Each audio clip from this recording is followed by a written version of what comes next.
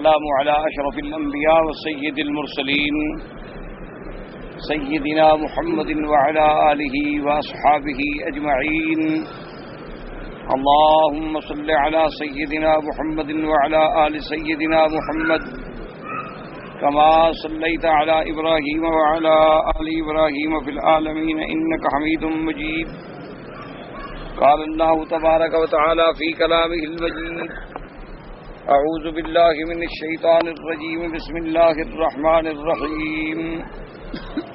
زين للناس حب الشهوات من النساء والبنين والقناطير المقنطرة من الذهب والفضة والخيل المصومة والأنعام والحرث ذلك متاع الحياة الدنيا والله عنده حسن المآب.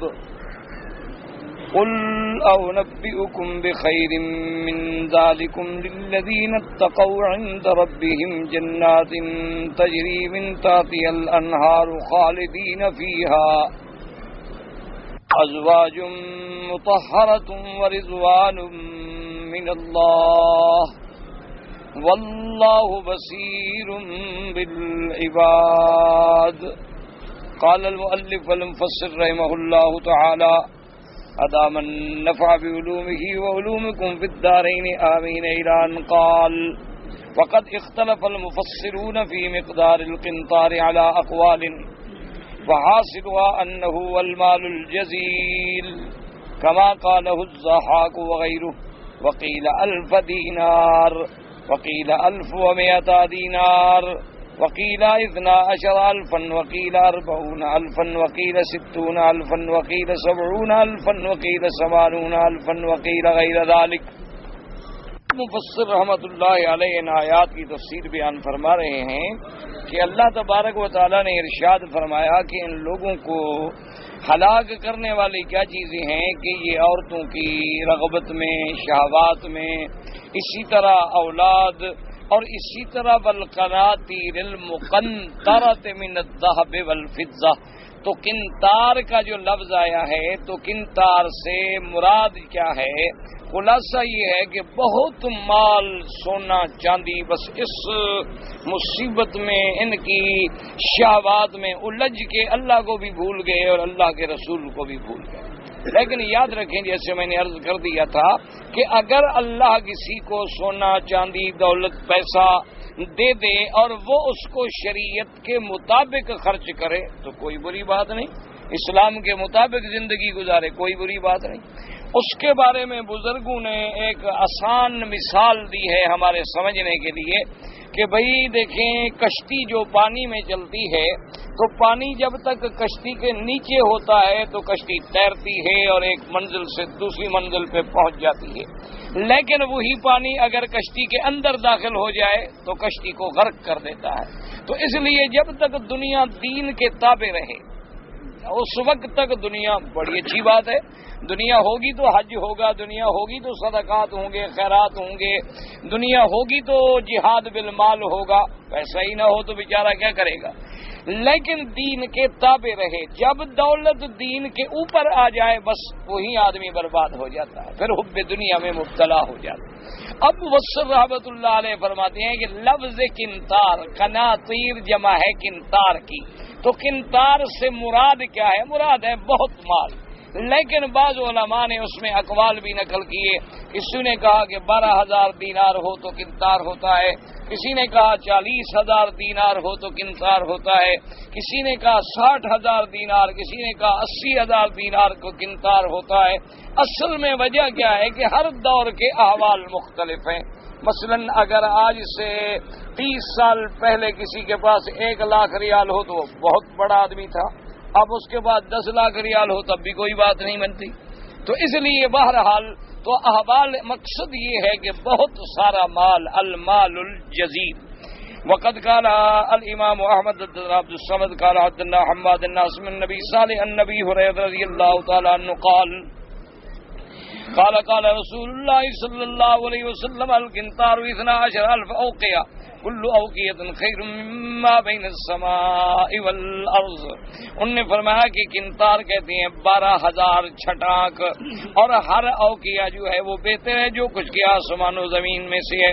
وقد روا ابن ماجہ نبی بکر نبی شیبان عبد الصمد بن عبد الوارث نمباد بن سلمہ، وقد روا ابن جریر دار بن مہدی نمباد بن سلمہ ان عاصم بن بہدلہ نبی صالح نبی حضرت رضی اللہ تعالی عنہ موقوفا كرواية وكيع في تفسيره حيث قال حدثنا حماد بن سلمة عن عاصم بن بهدلة عن ذكوان أبي صالح النبي هريرة رضي الله تعالى عنه قال القنطار 12,000 أوقية، الأوقية خير مما بين السماء والأرض، وهذا الصح. وهكذا روى ابن جرير بن جبل بن رضي الله تعالى عنهم، وحكى النبي حاتم النبي هريرة وبالدرداء رضوان الله عليهم أجمعين أنهم قالوا القنطار 1100 أوقية 1200 أوقية. ثم قال ابن جرير رحمه الله تعالى حدثنا زكريا بن يحيى الزرير قال حدثنا شبابا قال ذا مخلد بن عبد الواحد عن علي بن زيد بن طائب بن ابي ميمون عن زر بن حبيش بن ابي بن كعب رضي الله تعالى عنه قال قال رسول الله صلى الله عليه وسلم القنطار 1000 أوقية و100 أوقية، وهذا حديث منكر أيضا. والأقرب أن يكون موقوفا على أبي بن كعب كغيره من الصحابة. وقد روى ابن مردوى من طريق موسى بن بيت الربدي عن محمد بن إبراهيم عن موسى عن أم الدرداء عن أبي الدرداء رضي الله تعالى عنه قال قال رسول الله من قرأ 100 آية لم يكتب من الغافلين، ومن قرأ 100 آية إلى 1000 أصبح له قنطار من الأجر عند الله، القنطار منه مثل الجبل العظيم. اب اس حدیث میں آتا ہے کہ حضرت ابی الدرداء رضی اللہ تعالیٰ عنہ وہ روایت فرماتی ہیں کہ حضور پاک صلی اللہ علیہ وسلم نے فرمایا من قرأ 100 آیت، جو شخص قرآن پاک میں 100 آیت کی تلاوت کر لے، یعنی روزانہ اتنا پڑھ لے کہ 100 آیت آ جائے، اس کو اللہ تبارک و تعالی غافلین میں نہیں لکھتے بلکہ وہ ذاکرین میں شمار ہو جاتا ہے. کم سے کم 100 آیت پڑھ لے. اور اگر کوئی بندہ من قرأ 100 آیت الی 1000، اگر کوئی بندہ 100 سے لے کر 1000 آیت تک قرآن پاک کی تلاوت کر لے تو اللہ تبارک و تعالی اس کو قنطار اجر عطا فرماتے ہیں. تو قنطار کا معنی کیا؟ آپ نے فرمایا قنطار کا معنی ہے کہ ایک بہت بڑا پہاڑ، مقصد یہ ہے بہت بڑا ثواب عطا فرماتے ہیں. وروا وکیع بن موسیٰ بن عبیدۃ بمعناه وقال الحاکم في مستدرکه حدثنا ابو العباس محمد بن يعقوب قال حدثنا احمد بن عيسى بن زيد اللخمي قال حدثنا محمد بن عمرو بن سلمة قال حدثنا زهير بن محمد قال حدثنا عبيد بن الطويل رجل آخر عن انس بن مالك رضي الله تعالى عنه قال سئل رسول الله صلى الله عليه وسلم قال الله تعالى القناطير المقنطرة قال القنطار 1000 أوقية صحيح على شرط الشيخين. یعنی قنطار اتنا بڑا ہوتا ہے کہ 1000 اوقیہ کو. ولم یخرجاہ، یعنی حدیث صحیح ہے امام بخاری اور امام مسلم کی شرط پر، لیکن انہوں نے اپنی کتاب میں ذکر نہیں کیا. تو اس لیے اصل بات یہ ہوتی ہے کہ یہ ضروری نہیں ہوتا کہ ہر حدیث بخاری شریف میں ہو اور مسلم شریف میں ہو. بہت ساری احادیث مبارک ہیں جن کو امام بخاری امام مسلم رحمۃ اللہ علیہ نے اپنی کتابوں میں نہیں لکھا لیکن وہ صحیح ہے اور علی شرط الشیخین ہیں. بہت ساری احادیث مبارک ہیں کہ رجال الشیخین ہیں، یعنی وہی راوی ہیں جن سے امام بخاری رحمۃ اللہ علیہ نے حدیث نقل کی ہے، وہی راوی ہیں جن سے امام مسلم رحمۃ اللہ علیہ نے حدیث نقل کی ہے، لیکن وہ حدیث بخاری یا مسلم میں نہیں ہے، ترمذی میں ہے، ابن ماجہ میں ہے، سنن ابی داؤد میں ہے، سنن نسائی میں ہے، اور مصنف ابن ابی شیبہ میں ہے، مصنف عبد الرزاق میں ہے، اور جگہ. تو معنی یہ ہوتا ہے اصل میں دیکھنا یہ وہ تو بخاری اور مسلم کو اللہ نے ایک مرتبہ عطا فرمایا، مقبولیت کا مقام عطا فرمایا کہ اس میں جو حدیثیں آ جاتی ہیں اطمینان ہو جاتا ہے، اب بحث کرنے کی ضرورت نہیں ہوتی، دیکھنے کی تسلی ہو جاتی ہے کہ بھی بس امام بخاری نے فرما دیا، ٹھیک بات ہے، بس حدیث صحیح ہے اور انہوں نے بخاری شریف میں نقل کیا ہے تو سبحان اللہ. اسی طرح اگر وہ امام بخاری رحمۃ اللہ علیہ اور امام مسلم رحمۃ اللہ دونوں نے نقل کی ہے سبحان اللہ، نور علی نور ہو گیا. ورنہ یہ نہیں ہوتا کہ جو حدیثیں ان دو کتابوں میں نہ ہوں نعوذ باللہ وہ حدیث ہی نہ ہو. بہت ساری احادیثیں ایسی جن کو آپ نے نقل نہیں فرمایا لیکن وہ بالکل حدیثیں صحیح ہیں حضور صلی اللہ علیہ وسلم کی.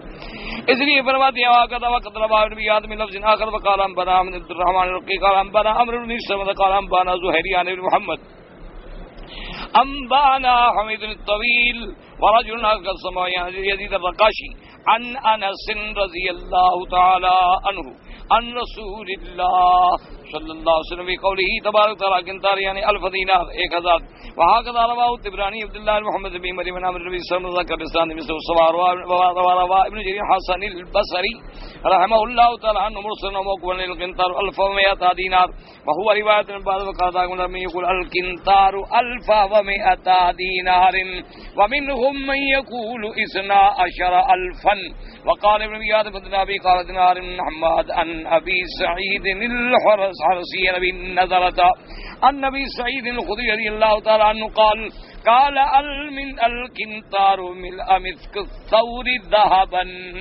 ایک روایت یہ بھی ہے کہ قنطار کہتی ہیں کہ ایک گائے کا یعنی نر گائے کا چمڑا جو ہے اس میں سونا جتنا آ جائے اس کو کہتے ہیں قنطار. قال ابو محمد ورواه محمد بن موسى الحرسي عن بعض مرفوعا الموقوف وصا. تو اصل مقصد بیان کا کیا ہے کہ لفظ قنطار کی تحقیق ہو رہی تھی کہ قرآن مقدس میں آ گیا القناطیر المقنطرہ. اچھا اسی طرح قرآن نے فرمایا ہے عورتوں کے حق المہر کے سلسلے میں آتے تم احداہن قنطارا. تو بھئی قنطار ہوتا کتنا ہے؟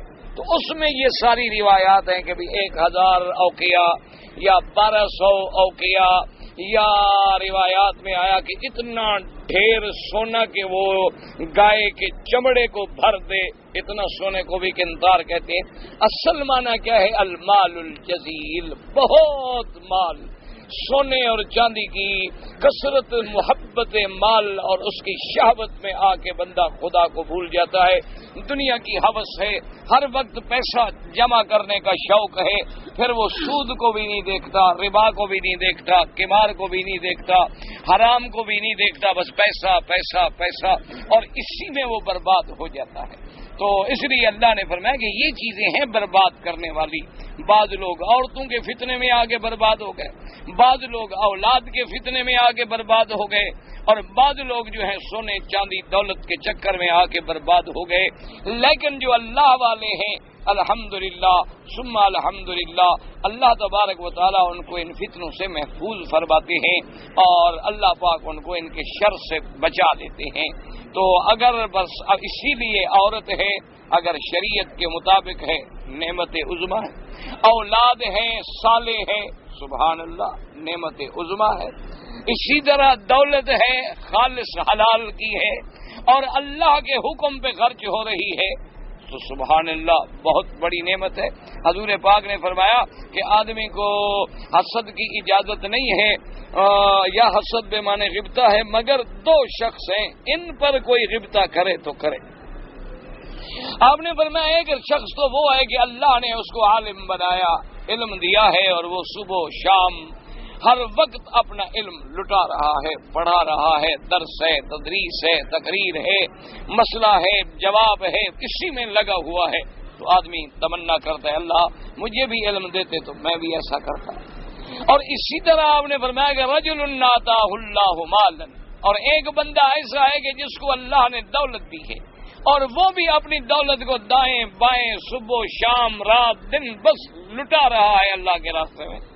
تو یہ دولت جو ہے بہت بڑی نعمت عظمی.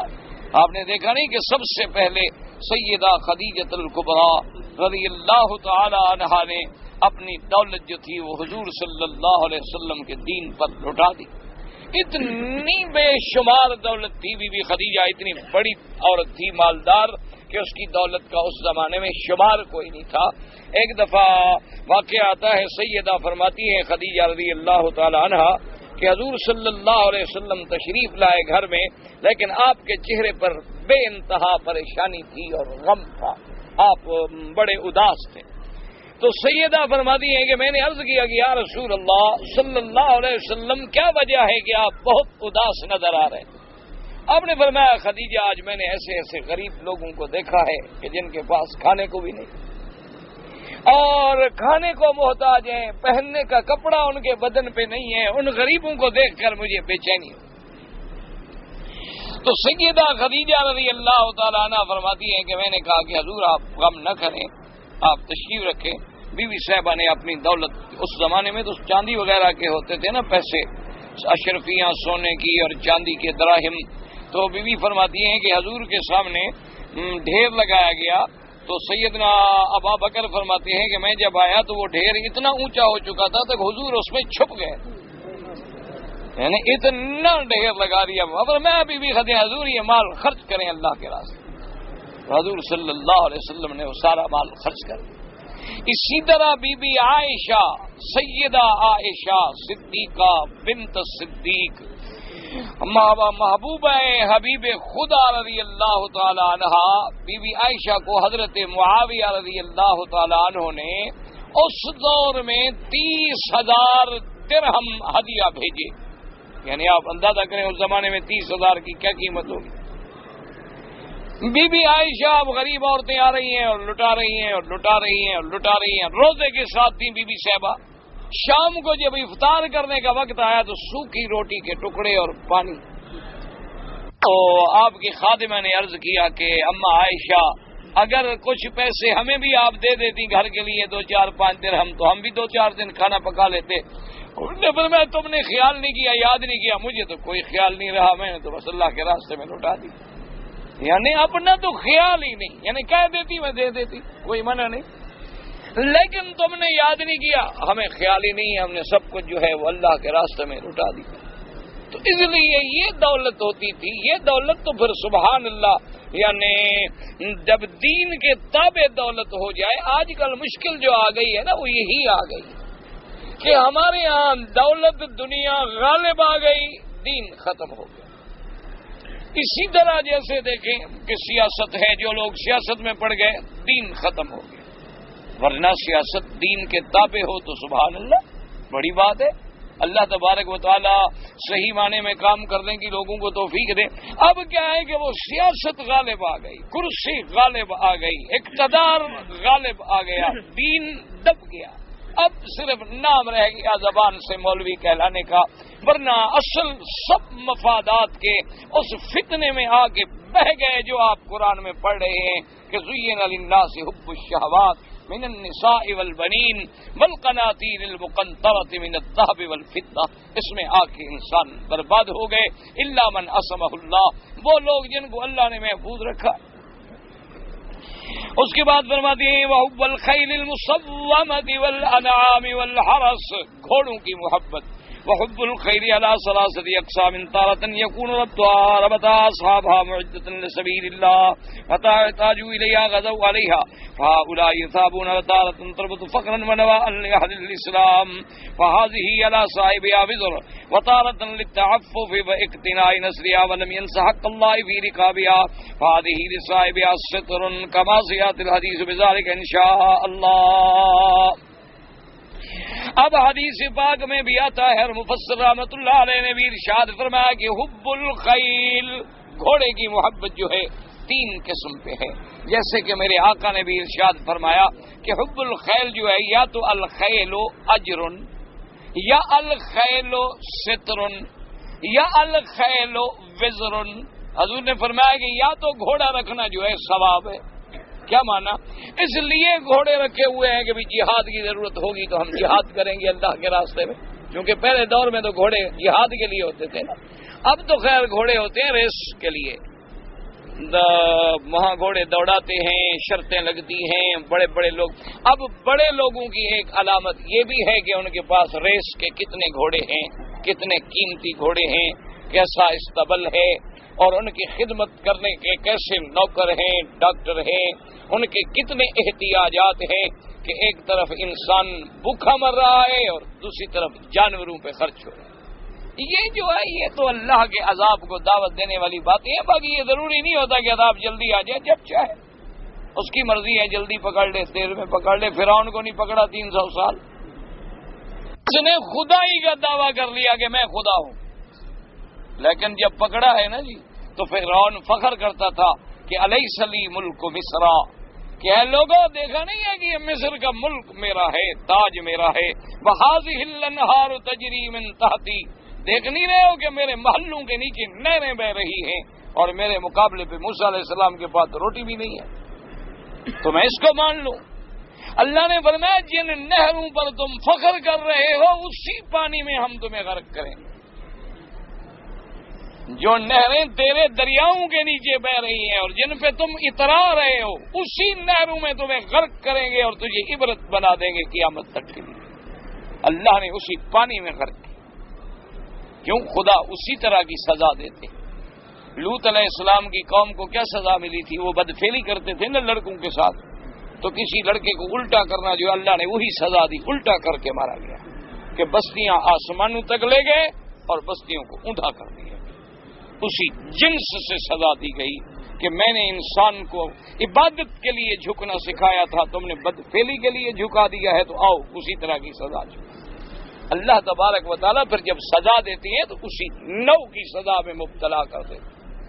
اسی لیے حدیث میں آتا ہے نا کہ جو عالم علم ہونے کے باوجود حق کا کلمہ نہیں کہے گا قیامت میں اس کو جہنم کی لگام چڑھائی جائے گی کہ بھی تم نے اس زبان کو بند رکھا تھا، جہنم کی لگامیں ہیں تمہارے منہ میں۔ اللہ اسی نوعیت کی سزا دیتے ہیں، جو آدمی جرم کرتا ہے اسی طرح کی پھر سزا ملتی ہے۔ باقی اس کی مرضی ہے، جلدی دے دیں، دیر سے دے دیں۔ ابھی جہل نبی کا مقابلہ کرتا رہا، سزا ملی تو اس وقت ملی جب حضور پاک مدینہ تشریف لے گئے۔ صحابہ رضوان اللہ علیہم اجمعین کو تڑپایا گیا، حضرت بلال انگاروں پہ لوٹتے رہے، لیکن کافروں کو سزا نہیں ملی۔ آج ذرا سا کو مولوی کو تکلیف ہو کہتے ہیں جی یہ ہو رہا ہے، جی ہو جی کچھ نہیں ہوتا، جی خدا ہماری نہیں سن رہا، خدا سنے گا، ہر چیز کا وقت ہے، لکل اجل کتاب، ہر چیز کے فیصلے مقدر میں ہو چکے ہیں، ہر چیز کا ایک وقت ہے اور وقت آئے گا تو پھر آپ دیکھیں گے کہ کیا ہوتا۔ باقی اس کی مرضی ہے، وہ بادشاہوں کے بادشاہ ہے، اس کے انبیاء۔ حضرت یعقوب اپنے بیٹے کے روتے روتے آنکھیں سفید ہو گئی، تو ہماری دعا کیا ہے؟ اللہ کے نبی نے کوئی کم دعائیں مانگی ہوں؟ حضرت یعقوب نے اپنے بیٹے کی جدائی میں کوئی کم اللہ سے مانگا ہوگا، لیکن آنکھیں روتے روتے سفید ہو گئی، اور جب مہربانی کی تو ابھی قافلہ مصر سے نکلا ہے اور خوشبوئیں پہلے پہنچ گئی۔ انی لاجد ریح یوسف لولا ان تفندوا۔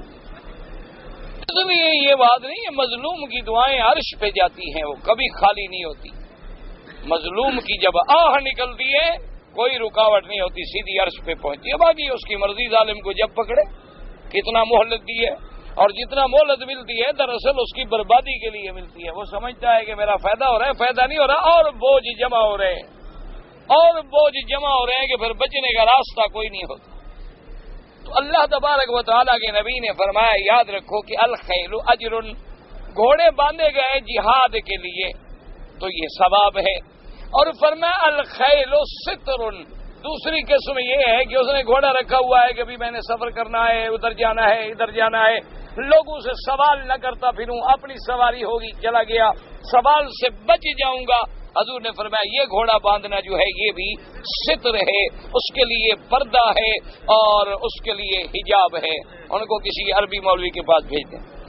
اور اس کے بعد آدمیوں نے جو گھوڑے باندھے ہوئے ہیں وہ بطور ریا کے کہ لوگ کہیں گے یہ بڑا آدمی ہے، یہ بڑا استبل ہے۔ فرمایا یہ گھوڑا جو ہے اس پر گناہ ہے اور اسی عذاب میں وہ پھر مبتلا ہو جائے گا۔ اس لیے حضور پاک صلی اللہ علیہ وسلم نے فرمایا کہ حب الخیل علی ثلاثۃ اقسام، کہ کبھی کبھی تو گھوڑا یوں باندھا جاتا ہے کہ اس کے باندھنے والے اس لیے باندھتے ہیں کہ اللہ کے راستے میں جہاد کریں گے، ان کو تو بڑا ثواب ملے گا، اور کبھی کبھی وہ باندھتے ہیں فخر اور ریا کے لیے، تو اس کے لیے جو ہے گناہ ہوگا، اور کبھی کبھی باندھے جاتے ہیں للتعفف، کہ آدمی سوال سے بچ جائے، اپنی سواری رکھی ہوئی ہے کہ بھی میں سوال نہ کروں، تو یہ رکھنا جو ہے وَلَمْ يَنْسَ حَقَّ اللَّهِ فِي رِقَابِهَا، اور اللہ کے جو حق ہیں وہ بھی ادا کر رہا ہے۔ جانور کے حق بھی ادا کر رہا ہے، اللہ کے حق بھی ادا کر رہا ہے، تو یہ گھوڑا رکھنا بھی اس کے لیے ستر ہے، ٹھیک ہے، کوئی گناہ نہیں۔ كما سيأتي الحديث بذلك إن شاء الله تبارك وتعالى عند قوله تبارك وتعالى وأعدوا لهم ما استطعتم من قوة ومن رباط الخيل الآية۔ مفسر رحمۃ اللہ علیہ فرماتے ہیں کہ جب ہم اس آیت پہ پہنچیں گے کہ جو لوگ اللہ کے راستے میں گھوڑے باندھتے ہیں، وہاں میں وہ حدیث مبارک جو ہیں اس کے بارے میں بھی میں نقل کر دوں گا۔ فرماتے ہیں اما المصومۃ، یعنی لفظ ہے والخیل المصومہ، مصومہ کا کیا معنی ہے؟ فعن ابن عباس رضی اللہ تعالیٰ عنہما المصومۃ الراعیۃ والمطہمۃ الحصان، انہوں نے فرمایا مصومہ کا معنی ہے وہ گھوڑے چرنے والے، موٹے تازہ چرنے والے جو ہیں۔ وقد روى مجاهد بن سعيد بن جبير عبد الرحمن بن الله بن ابزا الصدي ربيع بن ابي سنان وغيرهم وقال مقول المصومة والغرة التحجيل، انہوں نے کہا مصومہ اس کو کہتے ہیں جس کے ماتھے پہ سفیدی اور پاؤں پہ سفیدی ہوتی ہے اور باقی سیاہ، جسے ابلق بھی کہتے ہیں۔ وکیل غیر ذلك قال امام احمد بن يحيى بن سعيد بن عبد الحميد بن جعفر بن يزيد بن ابي حبيب عن سويد بن قيس عن معاويه بن خديج عن ابي ذر رضي الله تعالى عنه قال قال رسول الله صلى الله عليه وسلم ليس من فرس عربي الا يؤذن له ما كل فجر يدعو بدعوتين يقول الله انك خولتني من خولتي من بني ادم فجعلني من حب ماله واهله اليه او احب اهله وماله اليه۔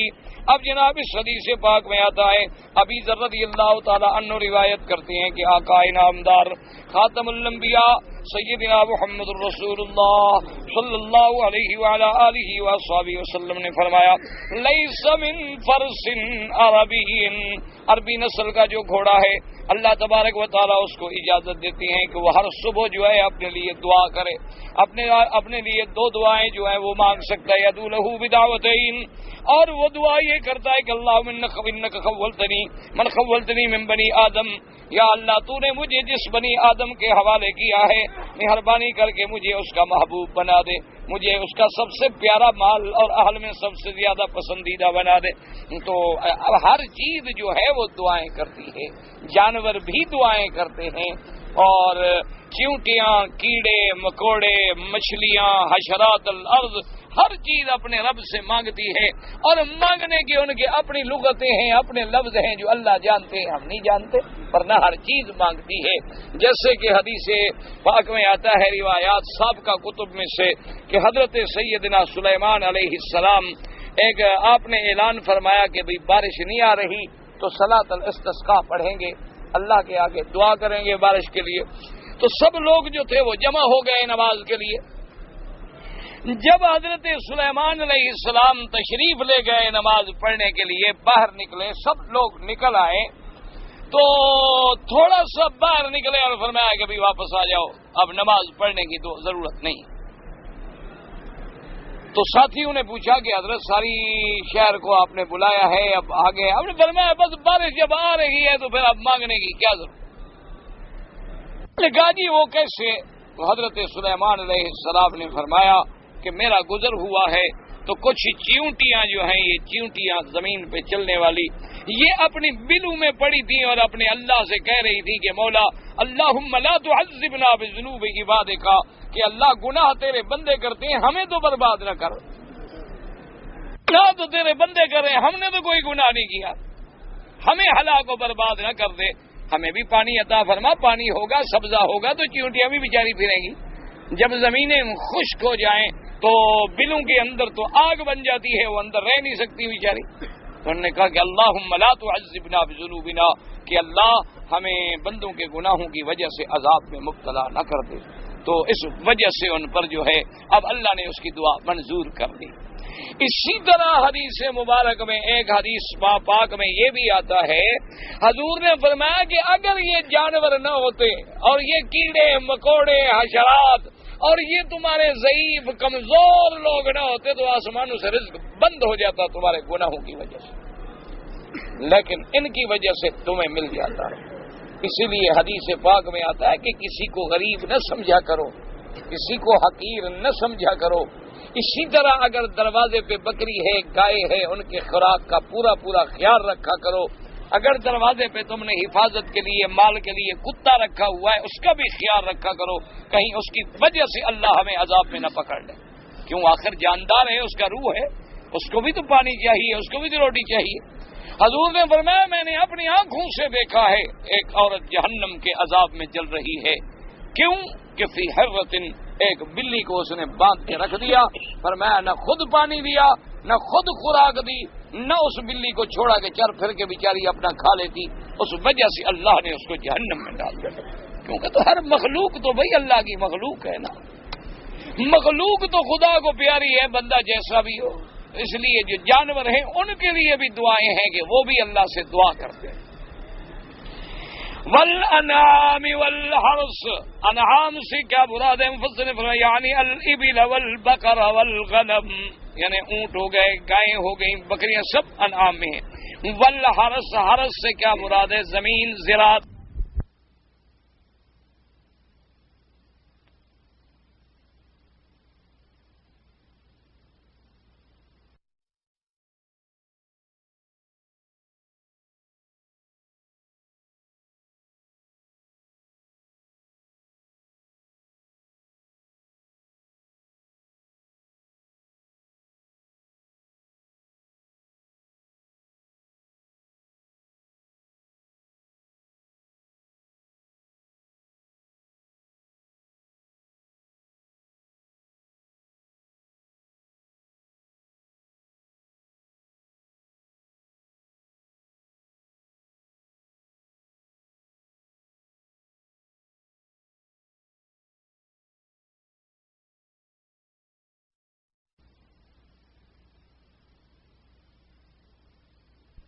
آتے وہ درخت لگانے کے لیے، باغ لگانے کے لیے، یا تم نے کھیتی کے لیے رکھی ہے۔ وقال الامام محمد بن روح بن بادہ قال حدثنا ابن محمد العدوی عن مسلم بن بدين ياس بن زهير بن سويد بن حبير عن النبي صلى الله عليه وسلم قال خير مال امرئ له مهرة مأمورة او سكة معبورة الكثيرة النسل والسكة النخل المصطف والمعبورة والملقحة۔ حضور پاک صلی اللہ علیہ وسلم نے فرمایا کہ آدمی کے لیے بہترین مال کیا ہے؟ گھوڑا سکھلایا ہوا یا ایسی کھجور جو بالکل پھل سے لدی ہوئی، یعنی ایسا مال۔ یہ دو چیزیں بڑی محبوب ہیں یعنی انسان کے لیے کہ گھوڑا ہو لیکن حکم پہ چلنے والا، سیکھا ہوا، اور کہتی ہیں باغ ہیں اور جس میں بے انتہا نخل ہیں اور اس کے اندر بہت زیادہ پھل لگنے والی اچھی چیزیں جو ہیں۔ اور اس کے بعد اللہ نے فرمایا ثم قال اللہ تبارک ذلک متاع الحیات الدنیا ای انما تواضع ظہرت الحیات الدنیا وزینتها الفانیہ الزائرہ واللہ عنده حسن المآب، ای حسن مرجع والثواب۔ اللہ نے فرمایا کہ یہ ساری چیزیں جو ہم نے قرآن میں ذکر کی ہیں، النساء والبنین، عورتیں، اولاد ہیں، اسی طریقے سے سونا چاندی ہے، گھوڑے ہیں، اسی طریقے سے گائے، اونٹ ہے، زمینیں ہیں، یہ سب دنیا کی زندگانی کا چند روزہ نفع اٹھانے کی چیزیں ہیں، کیونکہ دنیا بھی فنا ہونے والی ہے، چیزیں بھی فنا ہونے والی ہیں، تو اس سے کتنے تک نفع اٹھاؤ گے؟ آپ دیکھ لینا کہ جو بڑے بڑے جگیردار وہ جب مر گئے تو زمینیں ساتھ لے گئے، کیا ساتھ لے گئے؟ تمہارے اپنے والدین، اپنے دادا پر دادا کو دیکھ لو، انہوں نے ساری زندگی جو محنت کی کیا لے گئے ساتھ؟ یا تم نے کیا لے جانا ہے ساتھ؟ بس ایک ہوس ہے، ہوس، پیسہ پیسہ پیسہ۔ اور حالت یہ ہے کہ جتنے پیسے زیادہ ہوں نا اتنے موت کے وقت جھگڑے بھی زیادہ ہوتے ہیں۔ جتنے بڑے آدمی مر جاتے ہیں نا، ابھی ان کی لاش گھر میں رکھی ہوتی ہے اور بیٹے بندوقیں لے کے آ جاتی ہیں لڑائی پر۔ وہ کہتا ہے یہ کوٹھی میری ہے، وہ کہتا ہے یہ کوٹھی میری ہے، وہ کہتا ہے میری ماں نے چھپا دیا، وہ کہتا ہے میری بہن کھا گئی، وہ کہتا ہے اس کے پاس زیور تھا، وہ کہتا ہے اس کے پاس موتی۔ فقیر آدمی مرتا ہے، کسی کو غم ہی نہیں ہوتا، کیسے بات ہے؟ نہ کچھ ہے، نہ درد ہے، نہ بات ہے، نہ فکر ہے، نہ مسئلہ ہے، نہ کوئی چیز ہے۔ اس لیے اللہ دیکھا نا جی، آپ نے چھوٹی سی مثال علماء دیتے ہیں سمجھنے کے لیے کہ کبھی آپ رات دن جاتے ہیں نا ایئرپورٹ پہ، جتنی سامان زیادہ ہو نا اتنی آدمی بے ہوش ہوتا۔ وہ جی 20 نگ ہیں، پتہ نہیں نگ آ گیا، نگ نہیں آیا، فلانا نگ پہنچ گیا، پھر ایک ایک نگ کھلا ہوا ہے، آگے جناب کھڑے ہوئے ہیں ماشاءاللہ منکر نکیر، وہ جناب ایک ایک نگ کو جب کھولیں گے اور سامان بازاریں لگی ہوئی ہیں، اب ریٹ طے ہو رہا ہے کتنا رشوت دیتے ہو، تازہ حج برباد، تازہ عمرہ انا للہ و انا الیہ راجعون، خدا کے کعبے کو بوسہ دے کے جا رہا ہے، وہاں رشوت طے کر رہا ہے۔ اچھا اس کے مقابلے پہ کوئی آدمی ہوتا ہے جس کے پاس کوئی مال شال نہیں ہے، ایک مسلح کندھے پہ بیگ ہاتھ میں، السلام علیکم، کیا ہوگا دیکھ لو جاؤ. تو یہی عالم ہو، جتنی دولت زیادہ اتنی قبر میں جوتے بھی انشاءاللہ زیادہ. اگر اللہ کا حق ادا نہیں ہوا نا تو فکر نہ کرو. یہ جتنے دار ہیں نا، یہ جگیر دار، سرمایہ دار، کارخانے دار، سردار، یہ سب سر دار کے مستحق ہیں. دنیا میں بھی اور آخرت میں بھی. اللہ معاف کرے، انسانوں کو انسان نہیں سمجھتے، غریبوں کو غریب ان کے نزدیک، ان کا کتا ان کے نزدیک زیادہ بہتر ہوتا ہے. غریب کتے کو ساتھ بٹھائیں گے، غریب نیچے بیٹھے. کتے کو مکھن کھلائیں گے، غریب کو لسی بھی نہیں ملے گی. انا للہ و انا الیہ. آخر اللہ تو دیکھ رہے ہیں نا، وہاں کوئی چھپی ہوئی چیز ہے. پھر یہ جب مرتے ہیں نا، پھر ذرا یہ واپس نہیں آتے نا. نظام اللہ نے ایسا بنایا ہے کہ یہ ہمیں واپس ملتے نہیں، ورنہ یہ موت کے بعد ذرا ایک آدھا جھلک دیکھ لیتے نا، آپ سمجھ آ جاتی کہ کیا مزہ ہے، آگے کیا حشر ہو رہا ہے. کئی ایسے لوگ ہیں جن کو قبروں میں دفن کیا گیا اور قبروں نے باہر پھینک دیا. کئی ایسے لوگ ہیں کہ قبریں کھلی تو اندر سانپ بیٹھے ہوئے تھے، لوگوں نے اپنی آنکھوں سے دیکھا ہے. کئی ایسی قبریں ہیں جن سے آگ کی لپٹیں نکلتی ہوئی دیکھی گئی آنکھوں کے ساتھ. اللہ تبارک. اور ایسے بھی ہیں کہ جو دفن ہوئے اور قبر سے مٹی سے بھی خوشبوئیں آ رہی. امام بخاری رحمت اللہ علیہ جہاں دفن ہوئے ہیں، کتابوں میں تواریخ میں آتا ہے کئی دن تک ان کی قبر سے خوشبو آتی کہ اس نے خدمت کی. حدیث رسول اللہ.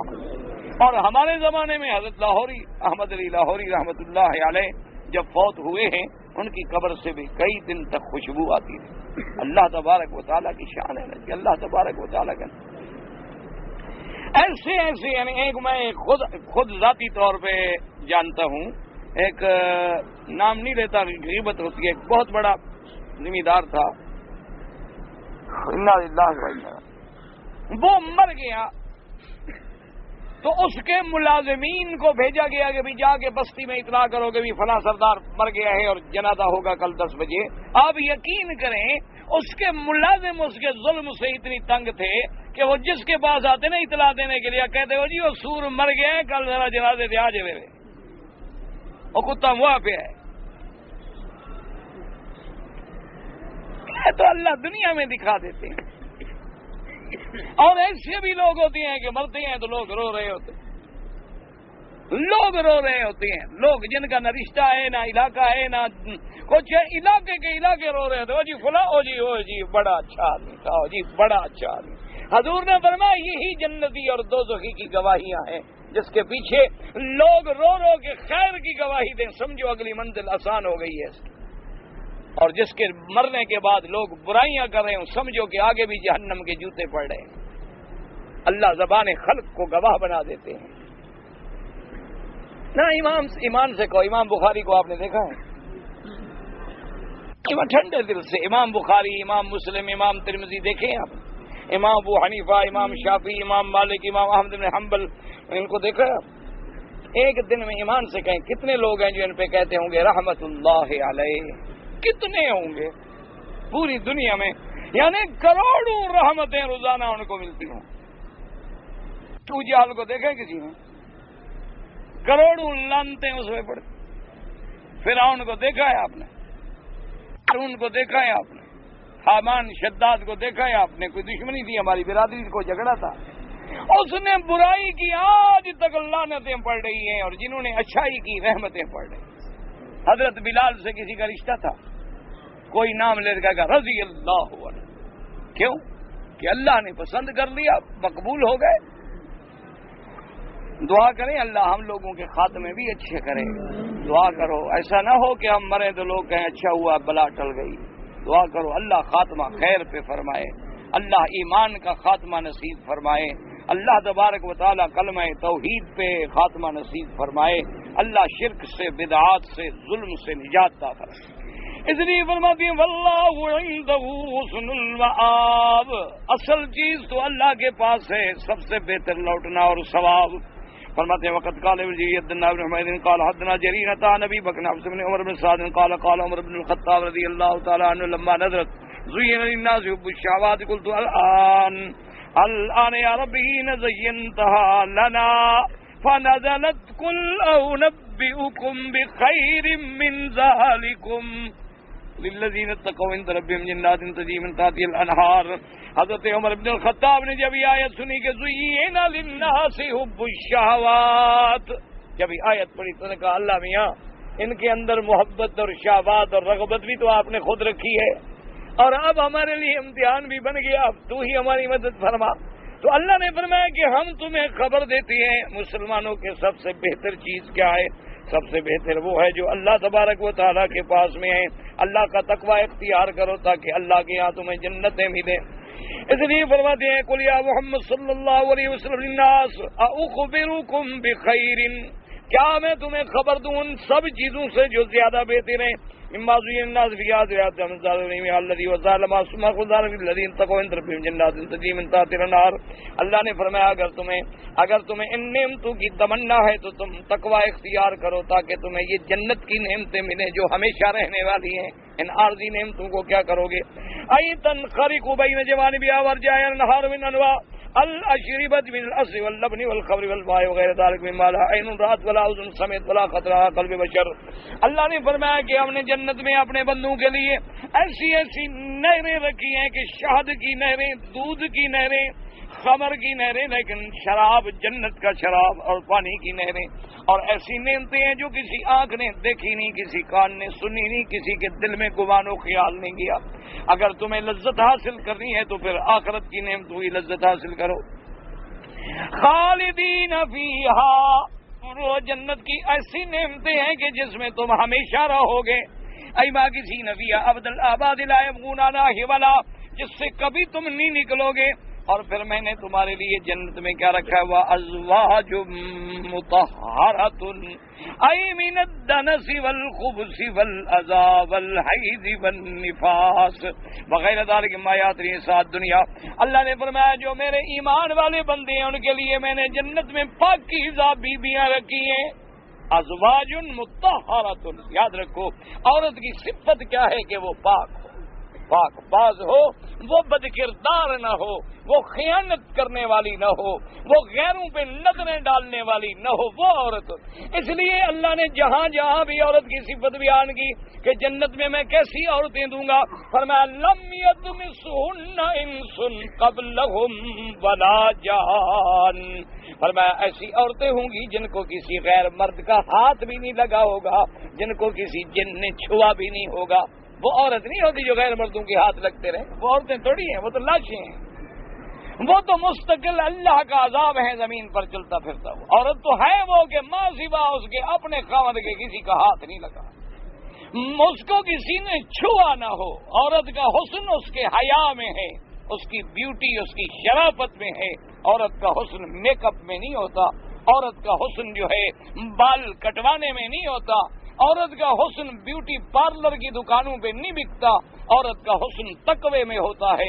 وہ جتنی اللہ سے ڈرنے والی ہے اتنی اللہ اس کے چہرے پہ معصومیت پیدا فرما دیتی. اس لیے فرمایا کہ ہم نے اپنے بندوں کے لیے وازواج مطہرۃ، پاک بیویاں رکھی ہیں جو پاک ہیں، ہر گندگی سے پاک، ہر بری سے پاک، اور ہر گندی چیز حتیٰ کہ حیض سے، نفاس سے، پیشاب سے، براز سے بھی پاک ہیں. ورضوان من اللہ اکبر ای یحل علیہم رضوان ولا یسخط علیہم بعدہ ابدا. اور فرمایا پھر ہم نے اپنے بندوں کے لیے جو سب سے بڑی نعمت ہے وہ میری رضا ہے. اس لیے حدیث میں آتا ہے اللہ حکم دیں گے جنت والوں کو، سب جنت والے متوجہ ہو جائیں گے. اللہ فرمائیں گے کچھ چاہتے ہو؟ کہیں گے اللہ میاں کون سی نعمت ہے جو ہمارے پاس نہیں ہے کہ اب ہم اور بھی مانگیں؟ آپ نے تو ایسی ایسی نعمتیں دی ہیں کہ جو ہم سوچ بھی نہیں سکتے ہیں. اب اور کیا چیز بچ گئی ہے جو ہم آپ سے سوال کریں؟ اللہ فرمائیں گے احل علیکم رضائی لا سخط بعدہ، اے جنت والوں آج ایسی نعمت میں تم کو دیتا ہوں جو پہلے کبھی نہیں ملی. آج میں تم پہ اپنی رضا اتارتا ہوں جس کے بعد کبھی ناراض بھی نہیں ہوں گا. تو پھر رضا، اس لیے فرمایا رضوان من اللہ اکبر. اللہ نے فرمایا سب سے بڑی چیز جو ہے وہ اللہ تبارک و تعالیٰ کی رضا ہے. ولہذا قال اللہ تبارک و تعالیٰ فی الآیۃ الاخری التي فی سورۃ براءہ ورضوان من اللہ اکبر اعظم مما آتاہم من النعیم المقیم.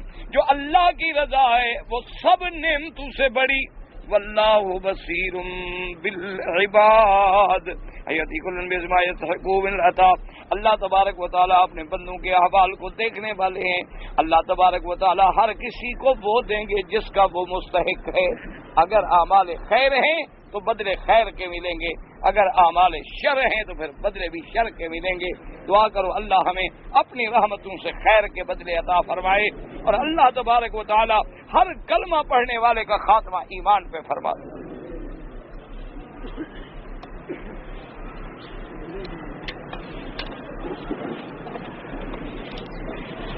کہتے جی کہ ہم لوگ عمرہ کرنے کے لیے یہاں آئے ہیں.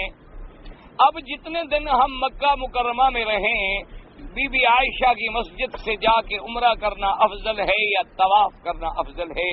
مکے میں رہتے ہوئے طواف افضل ہے. سمجھے مسئلہ؟ عمرہ وہ افضل ہے جو آپ اپنے ملک سے آتے ہوئے میقات سے احرام باندھ کے آتے ہیں، وہ عمرہ تو چھوٹا حج ہے.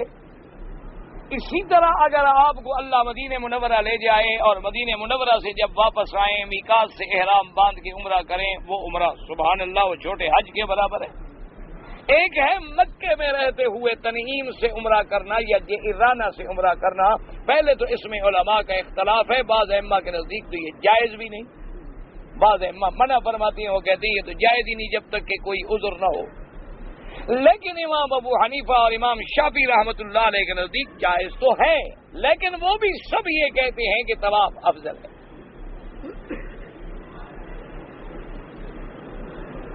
کہتے ہیں جی کہ جو انسان صحابہ کو نہ مانے، ان کے گھر کا کھانا کھانا حلال ہے یا حرام ہے. دیکھو بھئی بات ہے مسئلے کی، اگر تو کافر کے گھر بھی کھانا کھا سکتے ہیں آپ، یہودی کے گھر میں بھی کھا سکتے ہیں، نصرانی کے گھر میں بھی کھا سکتے ہیں، ہندو کے گھر میں بھی کھا سکتے ہیں، اگر یہ تسلی ہو کہ اس نے کوئی پلیت چیز نہیں ملائی کھانے میں. یہ ہے مسئلہ. باقی جو غیرت کی باتیں ہیں وہ مسئلے نہیں پوچھتے مولوی مکی سے. جو ایمان کی غیرت ہے نا، کوئی تیرے باپ کو گالی دے، تیری ماں کو گالی دے، تم کھانا کھاؤ گے؟ تو محمد مدنی کی اتنی شان بھی نہیں ہے، اس کے صحابہ اور ان کی بیویوں کی تمہاری ماں کے برابر بھی شان نہیں ہے. نہ تیری ماں زیادہ قیمتی ہے یا امہات المومنین کی زیادہ عظمت ہے؟ جو بی بی عائشہ کو گالیاں دیتے ہوں، جو بدبختی یہ کتابوں میں لکھتے ہوں کہ اگر ہمیں مدینے پہ کنٹرول ملا تو ہم قبر کھول کے بی بی عائشہ کو نکال دیں گے، جو یہ چیزیں لکھتے ہوں. پر غیرت کی بات تو غیرت ہے. غیرت والے مسئلہ نہیں پوچھتے. مسئلہ پوچھنا ہے تو بابا جائز ہے. کھانا تو ہر کسی کے ساتھ کھانا جائز ہے.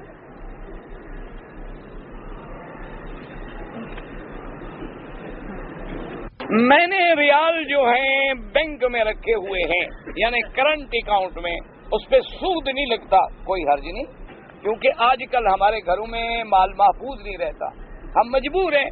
اس وجہ سے اگر بینک میں آدمی کرنٹ اکاؤنٹ میں پیسے رکھے کہ بھی میرا پیسہ محفوظ رکھے، جب ضرورت ہو مل جائے گا، تو کوئی حرج نہیں. بات یہ ہے کہ آپ سیونگ اکاؤنٹ میں نہ رکھیں جہاں سود ملتا ہو. جی ہم نے خلیج کے اندر کئی ایسے امام دیکھے ہیں کہ جن کی داڑھی نہیں ہوتی اور وہ امام ہیں، تو مقتدی بھی تو بایزید بستامی نہیں ہے نا. امام یعنی سچی بات کو مقتدی بھی تو بڑا آپ جیسے ہم جیسے ہیں نا. امام داڑھی مڈا کے آتا ہے، مقتدی بھی شراب پی کے آتا ہے. امام اس طرح پھروا کے آتا ہے، وہ بھی ہیروئن بیچ کے آتا ہے. تو کام تو دونوں کا ایسے ہے نا، جیسے روح ویسے فرشتے. ورنہ شریعت کے اعتبار میں داڑھی منڈا امام نہیں بن سکتا، کیونکہ بار بار داڑھی منڈانا جو ہے گناہ کبیرہ ہے، اور اس کے ارتکاب کرنے سے آدمی فاسق ہو جاتا ہے. فاسق کو امام نہیں بننا چاہیے، بلکہ داڑھی منڈے کو تو مؤذن بھی نہیں ہونا چاہیے.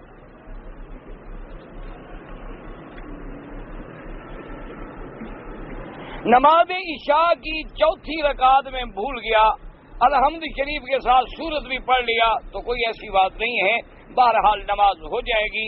لیکن بعض احناف فرماتے ہیں کہ اس کو سجدہ سہو کرنا چاہیے. طواف کرتے ہوئے ہاتھ میں قرآن لے لیں کوئی بات نہیں، لیکن قرآن پڑھنا جو ہے طواف میں جائز ہے. قرآن لے کے پھرنا جو ہے یہ بے ادبی میں شامل ہو جاتا ہے. کسی کی پشت لگ گئی، کسی کا ہاتھ لگ گیا، اور پھر جناب اشارہ کر رہا ہے، پھر بغل میں دبا رہا ہے، پھر پکڑ رہا ہے. کیا ضرورت ہے؟ اللہ کے نبی اگر چاہتے وہ بھی تو طواف میں قرآن ختم کر دیتے. حضور نے طواف میں کیا پڑھا؟ سبحان اللہ والحمدللہ لا الہ الا اللہ اللہ اکبر وللہ الحمد لا حول ولا قوت الا باللہ العلی العظیم اللہم انی اسألک العفو والعافیہ ربنا آتنا فی الدنیا حسنۃ وفی الآخرۃ حسنۃ۔ کیوں پڑھا؟ تھا کہ میری امت کو تکلیف نہ ہو، کوئی غریب آئیں گے، جاہل آئیں گے، بوڑھے آئیں گے، کہاں یاد کریں گے لمبی لمبی دعائیں؟ چلو کچھ بھی تو نہیں آئے گا، سبحان اللہ سبحان اللہ سبحان اللہ پڑھتے رہیں گے۔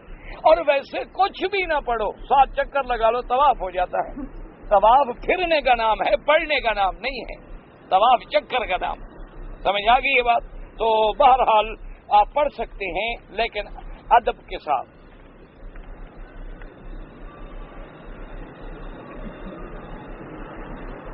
میری ایک بہن ہے، شادی ہو چکی ہے، اب اس کا شوہر اس کو پریشان کرتا ہے، تو بھائی گزارش یہ ہے کہ سب سے اچھی بات تو یہ ہے کہ عورت صبر کرے اور اللہ سے دعا مانگے کہ اللہ اس کے شوہر کو حیا دے، شرم دے، اور اگر اللہ کا نام ہے یا لطیف ہو یا ودود، یہ اللہ کے اسماء ہے، یہ پڑھ کے دعا کیا کرے تو انشاءاللہ خاوند ٹھیک ہو جائے گا۔ اگر نہ ہو، بالکل کوئی حل نہ بچے، تو عورت خلو کر سکتی ہے، لیکن خلو بھی تب کرو گے جب کوئی عدالت شریعت کی ہو۔ جہاں لاڈ نکالے کا قانون ہو تو وہاں خلے کیسے کرو گے؟ جہاں قانون ہی انگریز کا ہو تو وہاں یہ طریقہ ہے کہ چند علماء کی ایک کمیٹی بنا لو، ان کے سامنے فیصلہ رکھو اور وہ فیصلہ کریں۔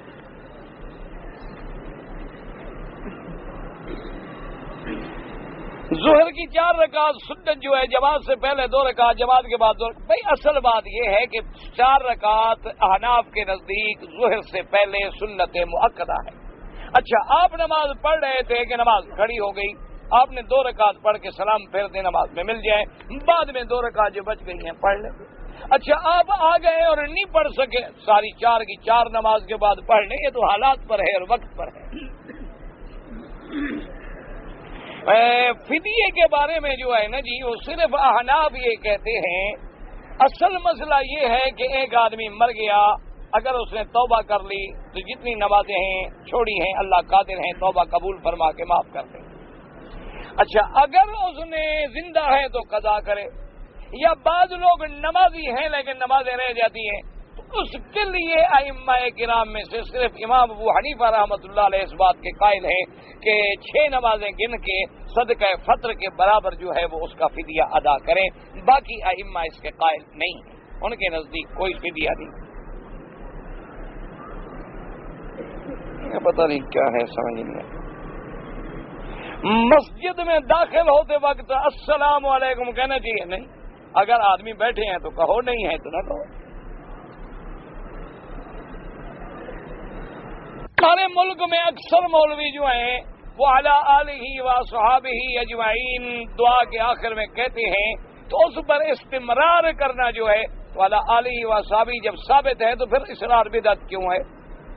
بدعت تب ہے جب یہ کلمے حدیث قرآن کے اصل میں ثابت نہ ہوں۔ تو جب اللہ کے نبی نے خود سکھلا دیا اللہم صلی علی محمد وعلی آل محمد، اسی طرح جمیع صحابہ پر جو حکم ہے ہمیں وہ رضوان کا ہے، تو جس چیز کا اصل ہو وہ بدعت نہیں ہوتی۔ لیکن مولویوں کو بھی ضد نہیں کرنی چاہیے، کبھی کبھی چھوڑ دیں، کبھی کبھی جو ہے بالکل دعا ہاتھ اٹھائیں بھی نہ، چلے جائیں دعا بغیر مانگے ہوئے۔ عید میلاد النبی کے دن جو جلوس نکالے جاتے ہیں ہمارے ہاں اور ڈھول بجائے جاتے، سب بدعات ہیں، بدعات منکرہ ہیں، ثواب کے بجائے اللہ معاف کرے کہیں ایسا نہ ہو کہ ہم بے ادبی میں پکڑے جائیں۔ اللہ کے نبی نے فرمایا کہ ڈھول کی آواز جو ہے شیطان کی آواز ہے، اور ہم نبی کے نام پہ ڈھول بجائیں۔ طواف کے دوران اگر وضو ٹوٹ جائے تو احناف کے نزدیک یہ ہے کہ 3 چکر ہو چکے ہیں، دوبارہ وضو کرے اور ابتدا سے شروع کرے۔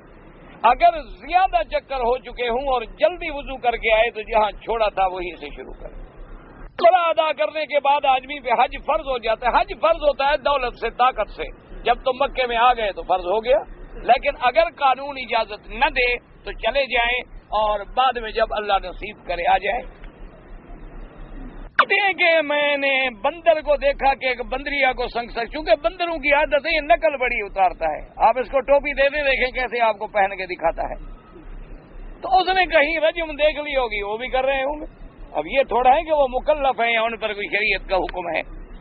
بندر پر کوئی شریعت کا حکم نہیں, وہ تو جانور ہے, غیر مکلف ہے.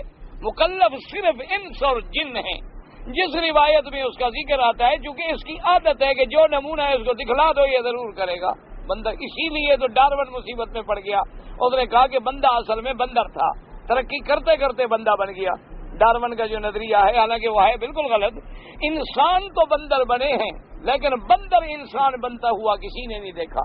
انسان بندر بنے. اللہ نے فرمایا کونوا قردۃ خاسئین. بنو اسرائیل کو جب سزا ملی تو ان کو بندر بنا دیا گیا. تو انسان تو بندر بنتا ہوا دیکھا گیا ہے, کسی بندر کو بندہ بنتے ہوئے نہیں دیکھا گیا. وہ اگر کر رہے تھے تو یہ نقل ہے, یہ نہیں ہے کہ ان پر بھی کوئی شریعت کا حکم تھا. درود تاج پڑھنا جو ہے وہ کیسا ہے, اس میں ایک لفظ آتا ہے کہ دافع البلاء والوباء والقحط والالم.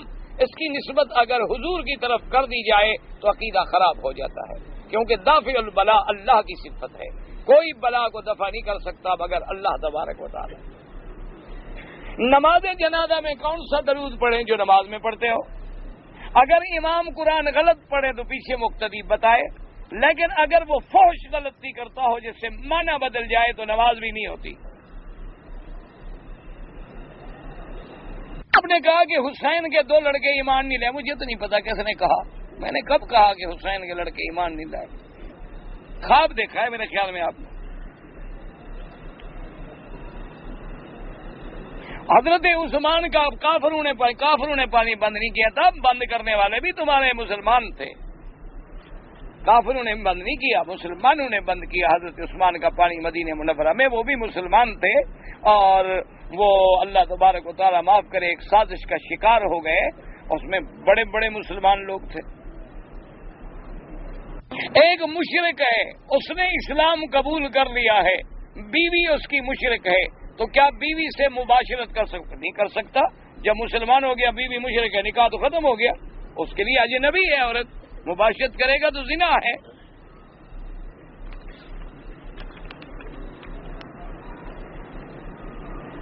کسی کو منہ بولی بیٹی بنانا بہن بنانا بھائی کوئی مطلب نہیں ہے کہ منع نہیں ہے. وہ تبنا حضور نے بیٹا نہیں بنایا تھا, حضرت زید حضور کے بیٹے نہیں بنے تھے. یہ جائز ہوتا ہے. میں نے کہا تھا کہ فتنے سے بچو گے. آج کل لوگ جو ہے نا بہن کا رشتہ بنا لیتے ہیں, چلو آنا جانا ہو گیا. آنا جانا جب ہو گیا بہن کہتے رہتے ہیں, کہہ رہے بابا بہن تھوڑی ہے وہ تو ہم اس کے خاوند کو سناتے ہیں کہ بہن ہے. میں نے تو یہ کہا تھا کچھ بات کو سمجھا کرو, ورنہ بہن بنانا بیٹا بنانا بیٹی بنانا اچھی بات ہے لیکن شریعت کے حکم برقرار رہے گا. یہ نہیں کہ کسی کو بہن کہہ دو تو پردہ ختم ہو گیا.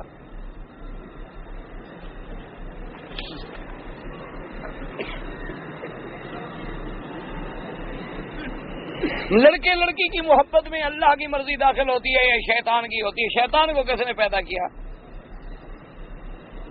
اللہ نے. تو ہر چیز میں مرضی تو اسی کی ہے, لیکن برائی کی نسبت شیطان کی طرف, اچھائی کی نسبت رحمان کی طرف. نماز کی نیت بس دل میں ہے کہ ابھی ہم نماز عشاء کی پڑھیں گے, اللہ اکبر, بس زبان سے کوئی ضروری نہیں. ہمارے ملک میں اگر ہم اشراق کی نماز پڑھیں, جس مسجد میں بھی پڑھیں, جس مسجد میں جہاں پڑھیں, نماز فجر کی پڑھ کے بیٹھ جائیں, قرآن پڑھتے رہیں, چپ بیٹھے رہیں, جب سورج نکل کے اوپر آ جائے 4 رکعت پڑھ لیں, 2 رکعت کر کے عمرے کا ثواب ملتا ہے. 2 آدمی میرے کمرے میں رہتے ہیں, نماز نہیں پڑھتے. اگر میں زیادہ کہوں تو وہ انکار کر دیں گے. تم پیار سے کہتے رہو, وہ برائی نہیں چھوڑتے, تم اچھائی کیوں چھوڑتے ہو؟ تم ضرور تبلیغ کرتے رہو اور اللہ کی رحمت سے اثر ہوگا. اگر مکہ معظمہ میں آنے والے ہندوستان سے جب واپس آئیں تو احرام کہاں سے باندھیں؟ ایئرپورٹ سے. دہلی سے آئیں دہلی سے, بمبئی سے آئیں بمبئی سے. اگر مکہ معظمہ اور جدہ میں رہنے والے لوگ رمضان میں عمرہ کرنا چاہیں, بالکل کوئی منع نہیں. جس نے نماز چھوڑی اس نے کفر کیا. اسی لیے تو امام احمد بن حنبل فرماتے ہیں کہ ایک نماز چھوڑنے والا کافر ہو جاتا ہے, اس کا نکاح ٹوٹ جاتا ہے. مر جائے تو جنازہ بھی نہ پڑھو اور مسلمانوں کے قبرستان میں دفن بھی نہ کرو. باقی ائمہ فرماتے ہیں کہ فاسق فاجر ہو جاتا ہے، کفر کا لفظ تشدید کے لیے ہے۔ ایک عورت نے کتے کو پانی پلایا تھا، جنت میں چلی گئی، کیا مطلب ہے؟ مطلب یہ ہے اللہ نے معاف کر دیا، یعنی یہ بھی کوئی مطلب ہے؟ اللہ نے معاف کر دیا، اللہ نے ہدایت کر دی اور ٹھیک ہو گئی۔